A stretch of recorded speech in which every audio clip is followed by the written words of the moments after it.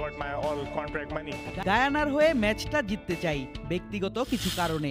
গত বছর রংপুরের হয়ে বিপিএলে খেলেছি, কিন্তু এখনো আমার কন্ট্রাক্টের পুরো টাকা পাইনি। এটাই আমাকে ম্যাচ জিততে অনুপ্রেরণা দিচ্ছে। কথাগুলো বলছিলেন গ্লোবাল সুপার লিগে গায়ানা অ্যামাজন ওয়ারিয়র্সকে নেতৃত্ব দেয়া ইমরান তাহির। ৫ ডিসেম্বর সকালে রংপুর রাইডার্সের বিপক্ষে মাঠে নামার আগে প্রোটিয়া এই ক্রিকেটার এমন অভিযোগ করেন পুরো মিডিয়ার সামনেই।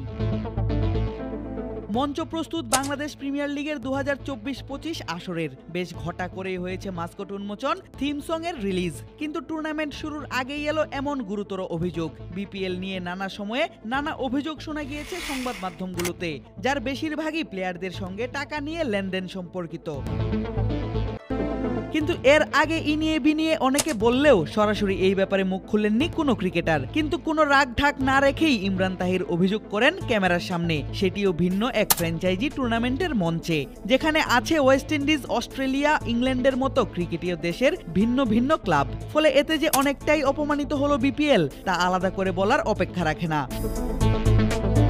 যদিও রংপুরকে হারিয়ে প্রতিশোধ নেওয়া হয়নি ইমরান তাহিরের, ১৫ রানে হেরে যায় তার দল গায়ানা অ্যামাজন ওয়ারিয়র্স। কিন্তু জয় পেয়েও ম্যাচের আগে শোনা সাবেক সতীর্থের এমন অভিযোগ খুব একটা সুখকর হবার কথা নয় রাইডার্স অধিনায়ক নুরুল হাসান সোহানের জন্য।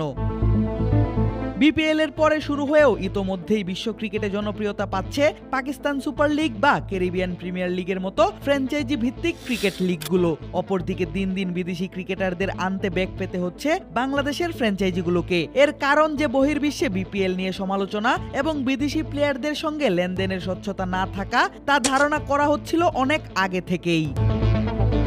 তবে পরিবর্তনের হাওয়া লেগেছে বাংলাদেশ ক্রিকেট বোর্ডে, সেই সঙ্গে হাওয়া লেগেছে বাংলাদেশের একমাত্র ফ্র্যাঞ্চাইজি ভিত্তিক ক্রিকেট টুর্নামেন্ট বাংলাদেশ প্রিমিয়ার লিগের পালেও।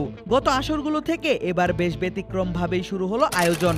অপেক্ষা খেলা মাঠে গড়ানোর, আর দর্শকদের পাশাপাশি দেশি বিদেশি ক্রিকেটারদেরও প্রত্যাশা এবার হয়তো স্বচ্ছতা আসবে প্লেয়ারদের পারিশ্রমিক এবং কন্ট্রাক্ট মানির লেনদেনে। ইতোমধ্যেই চূড়ান্ত হয়েছে বিপিএল ২০২৫-এর সময়সূচি। খেলা মাঠে গড়াবে ৩০ ডিসেম্বর থেকে ৭ই ফেব্রুয়ারি অনুষ্ঠিত হবার কথা ফাইনাল ম্যাচের। আদিব আশরাফ, ক্রিক ফ্রেঞ্জি।